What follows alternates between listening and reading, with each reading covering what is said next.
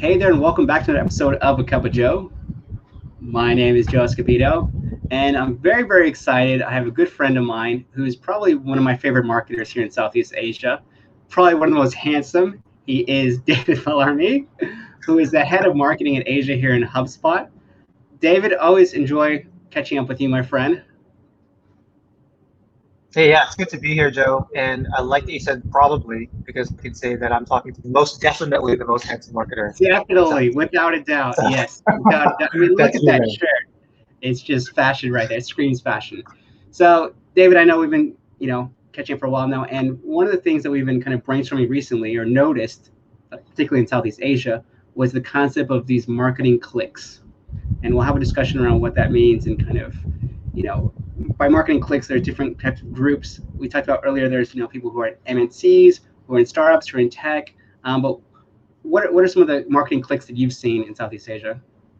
Yeah, I think if you're listening to this or watching this on YouTube, you're probably in marketing, you're probably in Southeast Asia, and you might not know it, but you're in kind of a silo, you're in a clique that is, you're surrounded by marketers that are kind of doing the same thing. So I noticed this because, like Joe, I was fortunate in the pre-COVID world to attend all these events for like startups, for multinationals, corporates, ad agency stuff, wine tastings, dinners, whatever, right? So we were very lucky to be in a place where we could meet marketers from all walks of life, all ages, all stripes, all backgrounds, all countries. And then I realized as I was doing that is Yeah, that like there's people who only live in a certain corner of the marketing world yeah. and everybody is kind of in their own marketing world. So this is just a thought from my mind, where you could find yourself really siloed in this and thinking that, okay, the marketing world is therefore defined by the clique that I'm in, and that's all there is to it. So Mhm. here's how I'm thinking about it, right? I would say that within Southeast Asia, there's definitely a clique of like corporate lifers. So these are directors or VPs at like multinational companies. They're usually in their 40s and above. Typically, they're Aussies, British, or like an Asian who was educated abroad. It doesn't mean Mhm. that they're good or bad. It's just that's what it is, and that's what we've seen, right? There's like no judgment against any Yeah. of these. These are people who usually read like Marketing Interactive, like read Mumbrella, read like they're really really into that world. Yeah. They probably um, they're probably into like Mark Ritson, that type of person. Yeah. And what I found is they're really just hanging out amongst themselves Yeah. and they don't think about the stuff beyond their world. Then I think Mhm. there's like agency people who are either from the big agencies or tiny agencies, but basically their entire world is agencies. So they just Yeah. know other agency people because turnover in the agency world is insane, and so they like swap and trade teams all the time. Or Yes. they're like solo consultants and they're freelancers who are attached to the agency world, or they just know like client side people. So they might be connected to the corporate lifers in the first group. Mm. So I think there's some overlap there. And then the interesting part is like tech and startup marketers who I feel like are Mhm. in their own, totally their own community. And you can even Yeah. fragment this down to the country, right?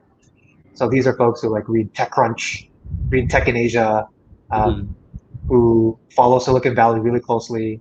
They watch Silicon Valley, the TV show, and they're like, ha ha ha, like I get all these jokes, right? Whereas the first two are like, yes, I know roughly what blockchain is. Where these guys are like probably have crypto. They can talk to you about which vault they use for all their cryptocurrencies. But the thing is, with marketing specifically, these guys typically only know or are very heavily invested in digital channels.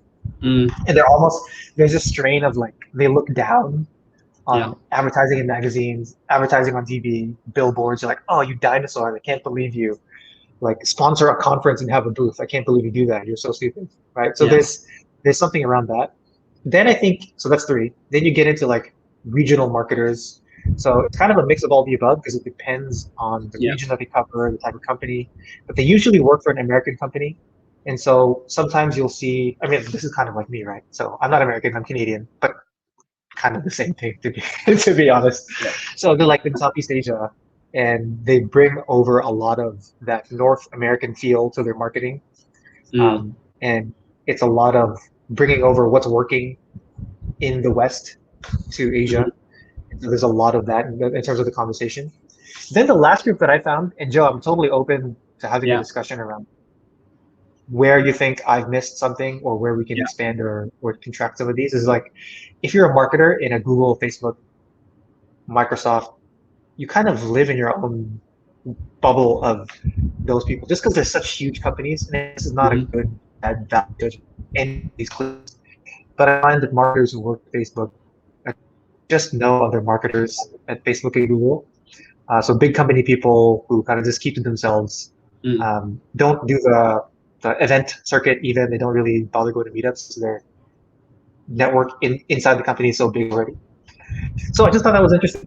And one of the things that I've learned as I've interacted with all these different walks of life is everybody has a different perspective in marketing. And people who can combine the perspectives from all these different cliques, I think have a unique advantage. So I'll pause there. Joe, what did I miss? What do you think? No, when you were talking, I was thinking about each of these cliques, and I was thinking in my mind people that fit into each of those very, very clearly. I think one thing that I've seen, at least since teaching at business schools, is what I call the young guns, who are probably not in this space yet, who are like, very doing some cool things on TikTok, or maybe starting their own independent, production companies, whatever it is. But they're an interesting group, you think mid-20s below, who are doing some interesting things as well. They're probably, once again, too young to fit into any of these groups yet. But they're also doing some interesting things. And I get a lot of inspiration from a lot of those folks as well, particularly my students. So I think that it's interesting to see that these different groups of people, they almost have different people that they idolize. So you'll think about like corporate lifer people that talk about Mark Ritson, like he's this genius, talks about like Les Binet. He'll be like, oh my God, yes. They'll talk about those people, right? Whereas if you turn to the startup and tech marketers, they're like, who the hell are Les Binet and Mark Ritson? And then they'll turn around and say, hey, Rand Fishkin or the guys at Ahrefs said this about SEO. And the corporate life is like, who the hell are those people? You sound like you just rattled off a list of Pokemon to me. And then the agency people have something else. The regional marketers with something else.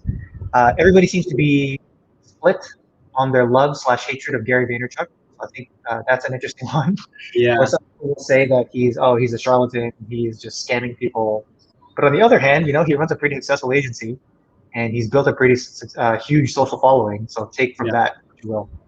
So that just goes to show, if you are stuck in the clique and you're starting to find yourself looking down on or condescending who the other cliques look up to, that might be a chance to check yourself in the mirror and be like, hey, is there something I can learn from these other people who are being idolized?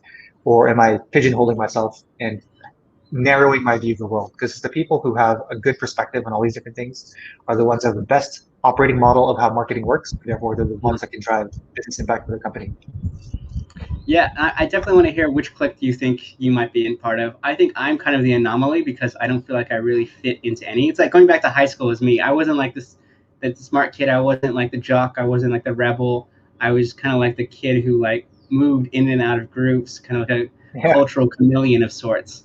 And I think that's the same way that I kind of even live now. I mean, I have my professional background is very varied. So I was a journalist, then I was in an agency, then I was in corporate, then I know I'm in tech. So it's kind of all over the place if you look at it. I'm like the worst nightmare for a recruiter. Like you look at my background, you're like, good gosh, I'd never hire this guy. But I think to your point, it has given me an interesting point of view in terms of the different ways of working. And it's taught me that there isn't a wrong or right way of doing marketing. I think to your point, like cherry picking what you think is like the best. So Gary Vee, for example, I'm not a huge fan of his content. Maybe I'm getting too old. But I do appreciate his ability to distribute content. I think in terms of content distribution, I don't think there's anyone better than him. Just the way he's able to do it across multiple channels, even the newsletter and stuff like that. So I get inspiration from him on the distribution side, not so much on the content or strategy side anymore. And then, going back to Mark Ritson, I've been checking him out because I was in the corporate world recently doing some stuff with LinkedIn, and him and, like I said, Les Binet and Field are like super, super popular. So I try to figure out the science behind it. So I figure out their frameworks and their structures and try to apply some of that to what I was doing. So yeah, I think, it goes back to being a marketer in general. Like, what does it actually mean? And I think nowadays you kind of have to be able to see it from different perspectives, different industries, different lenses. Otherwise, I think marketers are really, like you said, they get pigeonholed or get, siloed in terms of the vision, and they do the same things over and over and over again. That's why you see a lot of the same content, particularly from people in the same industry, in the same space. They're just pushing out the same thing. Whereas I was like, okay, if you're in corporate life or you're a corporate lifer, don't look at marketing from other corporate lifers, because you're probably not getting much inspiration, to be honest. That's a good one. Yeah. Look at what the tech companies are doing. Even when I was doing some content strategy audit for one of the top universities in the world, I said, do not look at what the top universities in the world. Look at what I look at. HubSpot was one of the examples I gave. Look what HubSpot is doing in the marketing side. Look what some of the tech companies are doing, because they're doing some far interesting things that you're ever going to figure out if you just copy what you're doing. So I think, to your point, I would love to see more marketers kind of opening up and looking at different Cliques as a way to learn and grow what they're currently doing. Yeah. Who do you think is easiest to work with in your experience? I know it's a weird question, but what would you take from that question? I don't know if there's an easier, but I think there's a way of doing it. You have to understand what each of them want, and each of them want very, very different things. So when you're talking about smaller, mid-sized tech firms, they're looking at scalability. They're looking at how can you accelerate as quickly as possible. For the corporate lifers, they're looking at maybe winning awards or getting PR recognition. For the agencies, it's about getting new biz or expanding into new markets, new logos. So each of them want very, very different things. And I think if you try to have a conversation saying, look, you all want the same thing, we're going to talk about the same topic, you'll completely lose them. So I kind of like switch hats depending on who I'm talking to. And I think it's one of the reasons I started the series is not just to do, agency folks or corporate folks or tech folks. We've had every single walk of life on this show. And I think it's to your point, it's about figuring out what each of them are doing well, learn about that, and apply it to what you're currently doing. Sometimes it works, and sometimes it doesn't work. But at least you're trying new things. I think is the most important element for any marketer. Makes sense. That cross-pollination is really important. It's one of the reasons I started that APAC marketers group, is because one, it's hard to find a collection of people in Southeast Asia, in APAC, that have a common space, that want a common space to talk about these things. Like usually it's those events or conferences. Then you end up just talking to other people who are similar to you. In fact, I remember there was a point when in the conference circuit, like I knew all the speakers. Yeah. It's like the same 10 speakers who were just doing the same events over and over. Yeah. And then I'd circulate in the crowd. I'm like, oh, it's you again. So it's this weird thing. Like, what are we doing? What are we doing here? We're just paying this organizer, this company, to put us all in one place, and we're eating subpar food. And so like the cross-pollination, just to that point, is really, really important, and it helps you develop as a marketer. So I'd encourage anybody who's watching this, who's even curious about making sure that they're continuing to develop beyond just their current ability in their current company, is to figure out who are the different cliques that maybe you're downplaying right now, you're looking down on even, and just take yourself out of it. Like be channel agnostic, be tactic agnostic. Okay, you don't know anything about SEO, but there's probably something around the dynamic of how SEO works that you could apply to different disciplines. To give you an example, I was explaining the concept of branding to a digital marketer the other day, and because like tech marketers and startup people and digital marketing, they're typically awful at branding, just because they've been living in this weird world of like everything has to be performance marketing, tracked funnel, conversion optimization, landing page. What's the CTR? What's the CP? Like that's the world that a lot of marketers live in, right? Like what's my how many backlinks do I have? And like branding, that's stupid. That's like Mad Men era shit. Like you should not be thinking it that way, right? So I was trying to explain that concept to them. And if I was not cross-pollinating, I don't think I would have gone through to them. But I basically said that branding is like SEO for your brain. Okay, branding is like SEO for your brain. It's like when they run a brand campaign, it's so that when you are when you're going to buy something, they've done SEO in your brain to be the first result when you're like, I need to buy dog food or I need to buy shampoo, right? Like that's what branding is. It's doing SEO in your brain.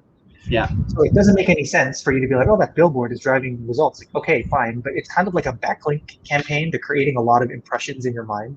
So the next time you're in a grocery store, the next time you want to buy a car, there's all these backlinks in your mind for that particular category. So they finally got it. Like this is a startup founder who was totally just poo-pooing branding and why should I be doing awareness plays? But I think they got it after that. And so that's an explanation that was only possible because I was able to connect all these different worlds, and I've had the luxury and being fortunate enough to connect with people from different walks of life. No, and I think that's a great example. I think it's something you do beautifully well is connecting the dots. And like you said, it's about speaking the same language. So for example, if you took it from like the Mark Ritson point of view of how he does, brand salience and lesbian and field, what they're doing, it would just go right over their head. They'd be like, what the heck are you talking Yeah, about? share of voice. Yeah, What share a is? voice. Yeah, yeah, yeah, What the heck? It would that yeah. makes no sense to them. So I love the way once again you connect the dots, but you do it in their own language. I think that's the common thing is that each of these people speak different languages.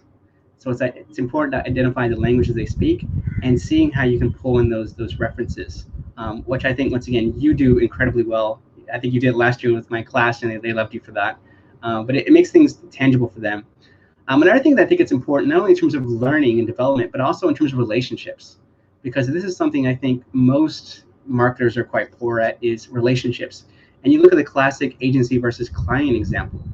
Most agencies, why was in agencies, and we spent our Monday mornings complaining about the client, and then I joined the client side, and we spent Monday mornings complaining about the agency. It was like a rant, and I'm like, it's not. There's, like I said, there's not like anyone is doing any wrong or right. It's just a different perspective, and unless you've been in those shoes, you won't understand why a corporate marketer puts a budget a certain way, or why an agency folk recommends a certain tactic or campaign. It's because they're coming from a different perspective. And I think going back to what you're saying, the more you mingle as a group, the better relationships and better understanding you have. And I think this is indicative of whatever silos, whether it's marketing or sales or client and agency. The biggest barrier is that they don't really understand each other or how they work. So there's always that there's that wall that builds up. And then they question everything the client says, they question everything the agency says, and it's just a back and forth. It's not productive for either side, really. Yeah, it's one of the things I think of as well is it's just a good way to build long-term resilience for your career because it's very possible that you are trained a certain way to do things a certain way, then all of a sudden, like something paradigm changes in the marketing world. So, for example, if you were in, um, let's say, media buying, and then you had no fluency in how the Facebook ad ecosystem worked, you might be like, oh my God, what the hell's going on? Like my business is being eaten alive in front of me. Or if you're a company that relied on really old school SEO tactics, and the next thing you know, actually, social media is something that you should be paying more and more attention to because like more hours and attention minutes are going there. Mm-hmm. Then it's just a very important piece of the puzzle that you're missing. So there's something around long-term resilience of your career that comes from making sure that you're intermingling and cross-pollinating across the different fields. It's something that you see not just in marketing. So if you zoom way the hell out of marketing and tech and all this stuff, like you see this in different fields. Like scientists, they visit other scientists to see what they're doing, different fields. They attend different conferences. And athletes, that's why CrossFit is such a big thing, is because, oh, I'm not just somebody who bench presses, but I also want to do some gymnastic moves, and all of that stuff all together makes you a better performer in what you do. It doesn't even matter. It's like a domain agnostic, right? Mm. So it's the same thing. It's the same thing. That's like I'm just imploring people to think beyond just their own little world, and I think we all have the tendency to do this because we're human beings. But if you're somebody who cares about making sure that you are the best version of yourself from a marketing perspective that you can be, think beyond, read widely beyond what you're probably reading now. Think about what Mm. podcasts you might listen to. Something that I do is I love podcasts because, as you know, everybody's locked down and there's a ton of dishes to do all the time. There's like an endless pile of Yes. chores and dishes. It's like perfect podcast time, right? So sometimes I'll come across a name that I'm not familiar with that I know is somebody who's looked up to in a different clique, and I'll Mm. just type their name into my podcast app and just like listen to everything they've ever done. And then I Mm. start to add a piece to my brain that, oh, there's a different way to view this world. And that's how I got into Mark Ritson, right? A few years ago, I saw that he kept getting mentioned in my LinkedIn feed and saw it showed up on YouTube. So I just like binged Yeah. listened all of the Ritson stuff I could find. And I realized that I'm completely missing this aspect of marketing because I've been stuck in the SEO, pay-per-click, Mm. email nurturing, market automation, CRM world. Yeah. And it's like, oh, right, like marketing there's a strategic piece behind it, and you have to align with different stakeholders. You have to be able to talk to the CFO, that kind of stuff. Mm. So that's something that's an actionable takeaway for somebody who wants to go down this rabbit hole. Who are the influencers in the different cliques that you are kind of skeptical of or you don't understand? binge watch, binge listen, binge read everything we've ever done. And soon you'll find you have a new way of looking at the world, and it's going to make you a better marketer and have more impact on your company. Yes, I think it's an excellent point. I'm going to go a little bit broader out there because I think you're spot on. And one thing that I've been doing recently, because I think marketing and fundamentals is about understanding people and asking the right questions. And I think two types of roles I think do that very well. One of which is psychologists. So their job is to ask questions to better understand kind of what is the challenge or what is the issue you're having. And then obviously on the physical side is doctors. So the way doctors analyze, an ailment, the way they think about it. So I've started one of these podcast episodes. We actually did a psychologist, and it was very, very interesting because I almost felt like I was going through therapy. The way she got me to open up on camera, it was like I've never done it before in my life.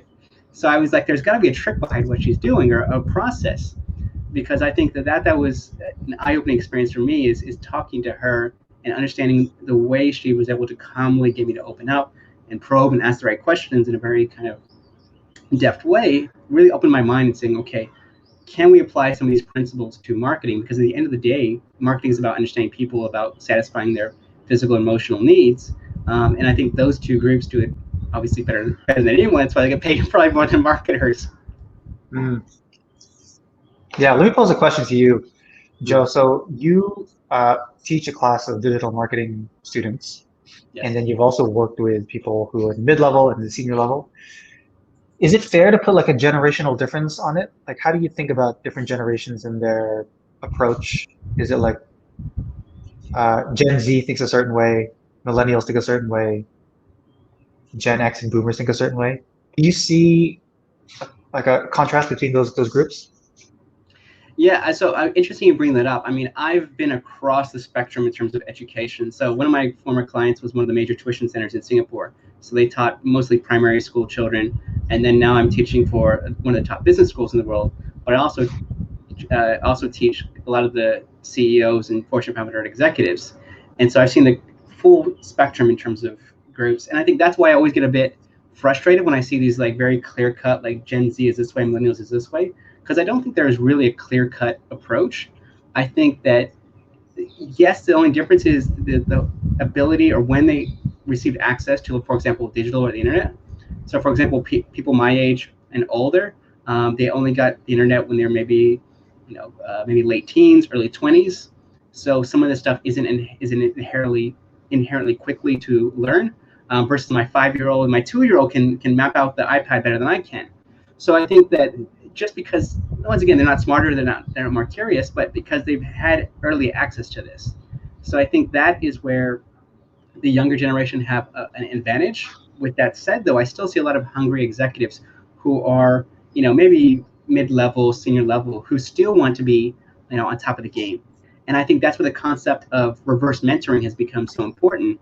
Um, Even for me, I learned a ton from my students. I mean, I've been doing marketing for 15, 20 years, and I still learn a ton from them because they see it from a very, very different point of view. I see it from 15, 20 years in the industry, but they see it from a fresh new point of view. And they'll challenge me, they'll question things that I hadn't thought about before. So for me, it really goes back to curiosity and hunger, your hunger to learn, because that's really the only thing that differentiates those who are successful and those who aren't, is how hungry you are to learn and grow. And some people are quite complacent. That doesn't mean that your agency or your tech, just some people are like that naturally. Whereas others be very, very hungry. Like you're a prime example. You are constantly learning, constantly trying out new things, and constantly sharing what you've learned. I think it's another thing that I would love to see more marketers doing, is not only absorbing some of this stuff, because that's great, but that's only beneficial to you. I think what you do really well is synthesize everything you've learned, even in your LinkedIn posts, your blog articles, and it's like a way of like figuring out everything, but from your point of view. So I think that's what I would love marketers to do, is kind of take what they've done, apply it, and then share what they've learned with others. Yeah, you know why I do that is because I think one of the things I've always been paranoid of is being complacent. Because I know if you're like a student of history, anytime anybody gets complacent is exactly when they get disrupted, when the country dissolves and all that kind of stuff. Yeah. So just going back to my point about reading widely and trying to understand, right? Like I read a lot of history, and it's always like Like, okay, let's take it to Chinese dynasties, just because we both spent some time in China. Yeah. Like the cycle of dynasty is like complacent dynasty gets replaced by upstart, who Mm. is like righteous and supported by the people, and they're successful, good governance, good emperor, all that kind of stuff. Good emperor leads to complacency, and then they get disrupted again. So Mm. if you just take that to a personal level, it's like, yeah, okay, maybe I'm doing okay in my career. But then if I get lazy and it's like, oh, that's it for me. Next thing I know, I don't know anything, and I'm going to be a frightened executive who doesn't understand how the tectonic plates of marketing are changing, and then I'm kind of screwed and I'm reliant on my team. And then I'm going to be one of those VPs who kind of has can't be fired, and is Mm. always going to have a gig, but really everybody hates them and nobody thinks highly of them. You know what I'm Yes. talking about, right? Like they get I know. promoted to a certain level, and then you can't go down because you reach the level, and recruiters will always call you. There's always going to be somebody knocking your door. You have enough brands in Yeah. your resume, but really you suck as a marketer. So that's my greatest fear, is to be unfairly rewarded for something I don't deserve. And just to take this off me for a second and to bring it back for the audience, Yeah. the reason this is important is because the world is changing all the time, and I feel like it is changing faster and faster. I think we've always said that the world is changing faster and faster, but I think given that more and more economies in the world are developing, the internet population is getting bigger. There's that quote that the future is here, it's just unevenly distributed. And a lot of countries and markets and ecosystems are catching up to where Mm. the West are. Like the great divergence is ending and the great convergence is here. So I Mm. think the world is speeding up faster and faster. And if you're somebody who is comfortable in their own little world, then it's going to be tough for you to survive 5, 10 years from now. Especially since, like, think about like India as a market, right? Tons and Mm. tons of tech marketers, tons and tons of people in general. It's actually like the world's highest English speaking population. Most of English written content is going to be from India in the next couple of years, which is a mind blowing fact to a lot of people. Yeah. So that's just an example of how things are going to be disrupted. There's a huge tech ecosystem there, a huge marketing ecosystem. What happens when we're all working remotely, and those guys who work at 1/5 of the cost of somebody in a higher, more developed economy starts to compete for the same job you are, and the only Mm. value add you have is I have these logos on my resume. That's just not going to fly, right? So it's important that you're always kind of pushing yourself. You're a little bit paranoid. Only the paranoid survive, as Andy Yeah. Grove says. And part of that is making sure you're cross-pollinating, making sure that you are not stuck in a silo. And if you're aware that you're in a silo, to break out of that silo, break out of that clique, and be like Joe in high school, make friends with jocks and make friends with chess club nerds. Yeah. Uh, be in drama class. Be Yeah. at the top of your game. Be like Joe Escobedo. That's the takeaway for That is not the key takeaway, folks. That is the worst advice David has given all day. Uh, but just on complacency a bit, I've been thinking about something. I want to get your thoughts on it as well. Is I feel like some industries are more prone to complacency simply because the barriers of entry are higher. So, for Mm, example, I've worked across nearly every industry, and some where the area barriers of entry are higher are like banks, pharmaceuticals. So it's very, very difficult because they have so much market share. There's very limited competition in the market that it could breed complacency simply because you're not getting pushed from other competitors or other outside forces. That's not to say it's not completely, but it's less of a case in yeah. tech world where tech you if you don't innovate every day, you basically don't have a business. Like you get placed overnight. It's that easy. So I'm Mm. wondering, that once again, that's a hypothesis that I've been thinking about recently. If you've seen something like that in certain industries, if there is a inclination for complacency. Yeah, I think again, so to my point of if you just take it out of marketing and you think about the dynamic in general, that's something you see anywhere, right? If you are a athlete in a team that's doing very well, Mm. but you're like the bench warmer, like there's no reason for you to improve. Or if, let's even take it back to marketing for a second. Let's say you're an executive at a very well-funded, very successful big corporate company. It makes Mm. sense that you would not need to be pushed because there's no reason to be paranoid. And if there's no reason to be paranoid, you're not going to be pushed yourself unless you have some sort of internal motivation. So I can totally relate to that. And what I would just say is inevitably you will be disrupted, whether you just Mm. stop being effective at your job. Like the world is changing all the time. 2020 was a great example of that. Who knows what's going to happen in the next couple of years with the world Yeah. uh, rate of change speeding up. So it's up to everyone to just make sure that they're in charge of their own development. Which is why I think you're seeing a lot of outbreak in things like Udemy, Masterclass. There's so many people teaching online courses now. That's why I think it's happening, is because there is this need to continue to upskill, to continue to learn.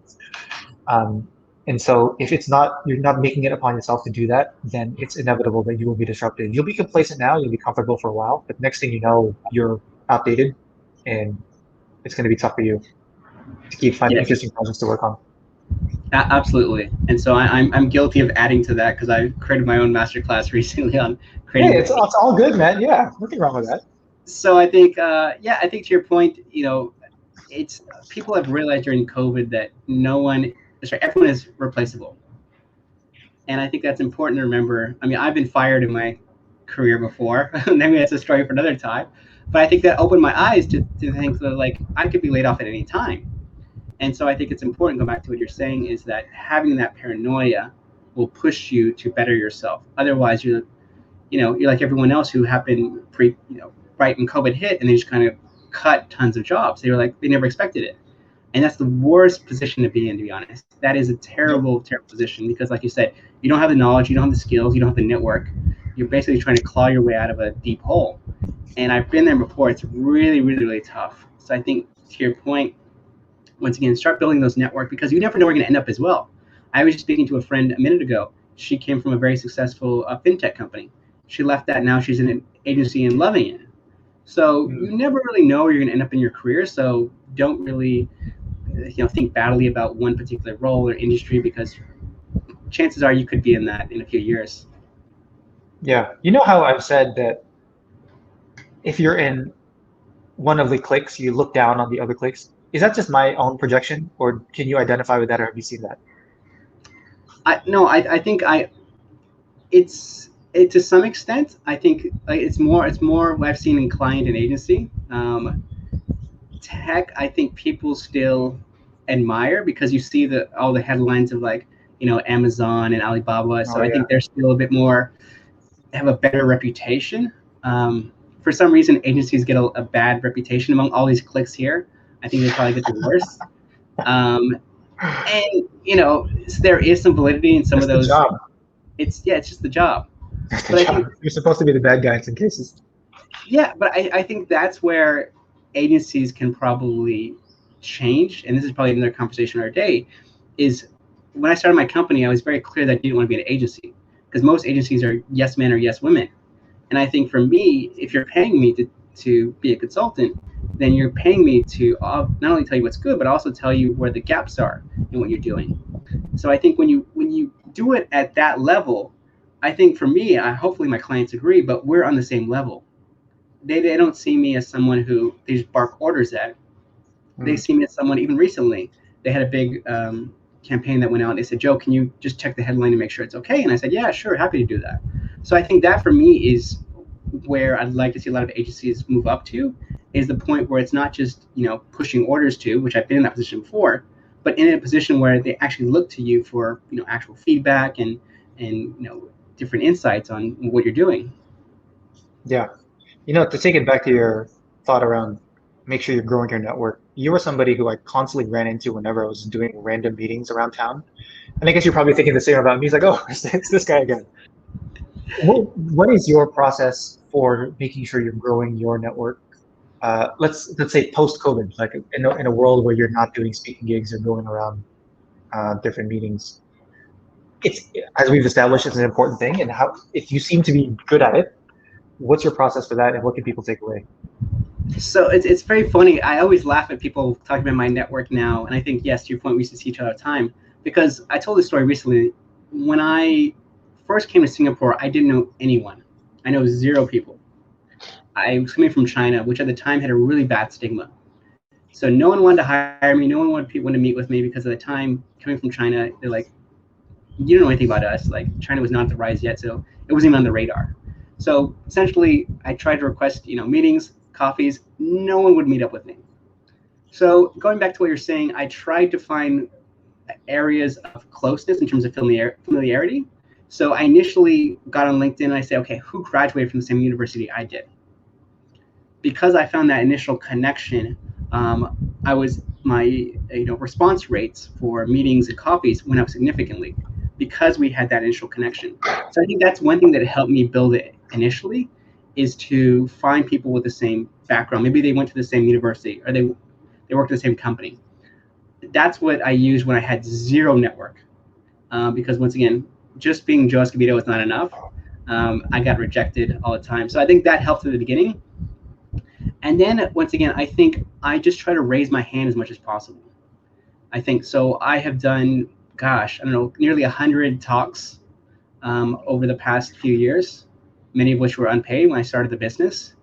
And it wasn't an opportunity, once again, for me to shout about myself. It was an opportunity to meet different people and also get feedback on what I'm doing. Because I think one thing I'm constantly doing is just testing the waters. Everything I do on live or social is just to see, okay, is this adding value? If not, how do I switch it? And I think that was kind of the second stage. And then the third stage was, now that I have kind of this following, how can I give back and showcase others? So this is something I was started when I was working at Forbes. If you look at all my Forbes articles, I wouldn't say most writers, they talk about themselves. What I did is I found someone else and I featured them as a hero. So I think it's one of the reasons that my Forbes articles were so popular, because it wasn't featuring me. I was featuring people that I knew, people that I admired, and I would focus and tell their story. So that was a great way to opening up doors. And looking back, it's opened up so many doors in terms of some upcoming projects we're doing. So some of our biggest clients, I didn't know at the time, were people I interviewed 3 or 4 years ago. And we just kept in touch, coffee and lunch. And now it's opened up new doors. So I think that is something that I really, really take to heart, is not making myself look good, because no one cares about that, but making others, raising them up. And also people who don't get the spotlight. So at Forbes, I was big on young female entrepreneurs, because I didn't think that they got enough credit in the space. Now I think it's a little bit better, but this was like 5 or 6 years ago when they didn't have any organizations. And I said, how can I give them a spotlight to shine? Because they're doing some incredible work, but they're really discredited a few years back. So I think I was very conscious about that. And I said, okay, how can I feature them? How can I elevate those people?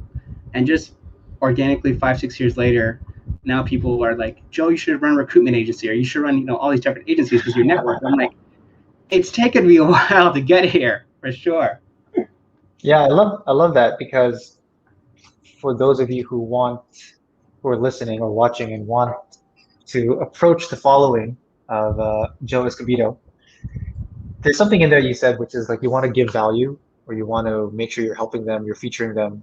And that goes back to something like, one of the principles that I always try to live by is like, create value before you capture value. So networking is really a long-term game, and just focus on creating value and know that the value capture will happen almost organically later. And there's something around it. That's the same philosophy I have as well. And I find that whenever people ask me for networking advice, it's kind of like, oh, what's the perfect message to send to this person? How should I structure my LinkedIn bio? It's like very tactical, or how do I find the right people? It's like you're thinking it in completely the wrong transactional way. And it has to be, how can I provide as much value as possible so that these people want to interact with me? And it's more of that dynamic, as opposed to, I just need to make sure that the email has the perfect wording and like, how long is the sentence paragraph? It's like, no, dude, not the right way to think about it. So that's great. That's a great example of like, you had that platform and you can feature people on it. And so that would allow you to give value before you add value, before you capture value. Absolutely. I think to your point, that is excellent advice for anyone who is looking for a job, or they're even in sales. The same thing applies. If you're constantly in it, just saying, okay, when can you give me a job? When can you hire me? No one cares about that. But if you're going in a way, for example, I tell people who are looking for jobs, don't just apply and try to force your way down there, but say, okay, look at their social media content, like it, engage it, and share with it. Give them some kind of praise, give them some face, so to speak. And that way they'll remember you more. So when they're looking to hire, who they're going to remember? The stack of resumes they got, or someone who has actively and genuinely gone in and said, you know what, I really appreciate your content you're sharing. I find it very helpful, and it's helped me quite a lot. So once again, it's a totally different shift. And I think going back, I was in my early 20s, still very much selfish, like most people. And I said, okay, what can I get from this person type of approach? But it inevitably failed miserably. So I think just shifting that mindset has been the biggest kind of impact in terms of what I'm doing now. Yeah, I remember when I was starting my career, and I was my thing was like, how do I end up speaking at events? Like, how do I become a conference speaker? Which is totally the wrong way to think about it. And I was like, Yeah, oh, like they're not accepting my blah blah blah. I'm talking to the person, they're not even replying to my email. But then I realized it's like do something remarkable or add enough value that they ask you to speak is the right way to think about it. And I think that's just goes back to what you said. And for anyone who maybe wants to change their job or upgrade their increase the size of their following, that's the advice that's going to take you a long way. Is how do you add value? How do you make sure that you're seen as somebody who's giving and not just extracting all the time? Because not only does that help you in the long run, it helps you stand out in the short run as well from all the people who are just taking, taking, taking, taking, because yeah, they haven't taken the time to think what is the other person getting out of this transaction or this interaction. yeah. So and that's how to bring it back to what we're talking about. If you're somebody who wants to start floating between these different groups, like high school Joe Escobedo, then how do you add value to all these different groups? How do you synthesize knowledge from the corporate life world and share it with the tech startup marketers? How do you think about regional marketers, connect them with agency people and see what they can learn from each other? So there's something there. It's what I'm trying to accomplish with my APAC marketers group, but hopefully Mm. there's more and more people who are doing something similar because I think it's a great market to be in. There's all these people fragmented across different countries, different industries, but just not talking to each other. And I think there's a lot of uncapitalized opportunity for everyone to improve as a marketer once we start all doing that. Absolutely. I couldn't have said it any better than myself, my friend. Like I said, I always enjoy catching up with you. I guess last question is, how can people find out more about kind of you and what you're working on these days? Yeah, follow me on LinkedIn. So I think we've gone so long without talking about LinkedIn today. That's Yeah, amazing. But yes, look me up on LinkedIn. If you are interested in joining APAC marketing community, it's at apacmarketers.com. But yeah, shoot me a message on LinkedIn. Happy to chat with anyone who wants to discuss this kind of stuff. awesome. Well, David, thank you so much. I always appreciate catching up with you. I always learn so much from our Same conversation. here. Same Awesome. here, brother. Thanks for having me. My pleasure. And if you're watching this, do feel free to share it with all your colleagues, your peers. There's a lot of really good insights in here. So thank you guys so much for watching and listening. Stay safe, take care, and we'll see you soon.